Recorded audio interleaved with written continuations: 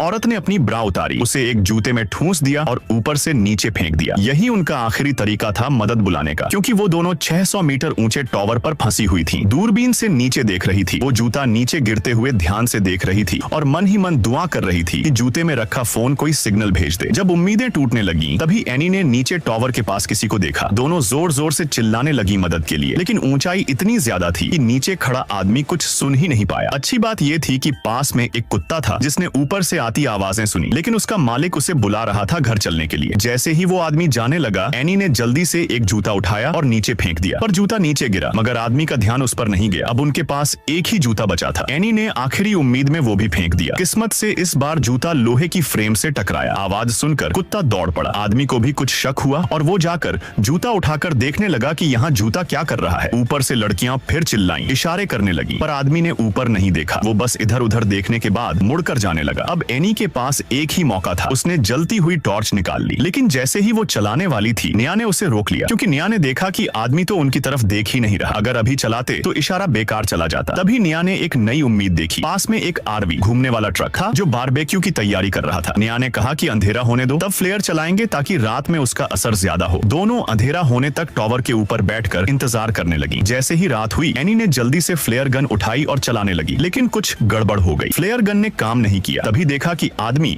अपने आरवी में घुसने वाला था। अब अगर इशारा नहीं किया तो वो मौका भी चला जाएगा। एनी ने फिर से कोशिश की। इस बार फ्लेयर चमकते हुए ऊपर गया और आदमी का ध्यान खींच लिया। नीचे से निया ने मोबाइल की फ्लैशलाइट से इशारा किया। आखिरकार नीचे मौजूद लोगों को ऊपर से मदद की पुकार दिख गई। दोनों लड़कियां बहुत खुश हो गईं कि अब बचाव होगा, लेकिन जैसे जैसे वक्त बीतता गया, सारा जोश ठंडा पड़ गया। वो आदमी बचाने नहीं, चोरी करने आया था। उसने रॉड से उनकी कार का ताला तोड़ा और कार चुरा ली। ये सब देखकर निया गुस्से से चिल्ला पड़ी। उस आदमी ने ऊपर देखकर उन्हें गाली तक दी और फिर कार लेकर भाग गया। अब लड़कियां पूरी तरह टूट चुकी थीं। न बचाव हुआ, न कार बची, और सबसे बुरा, अब उनके पास मदद बुलाने का कोई और जरिया भी नहीं बचा था। अगर तुम कहो तो अगला पार्ट लिखूं और भी खतरनाक मोड़ के साथ।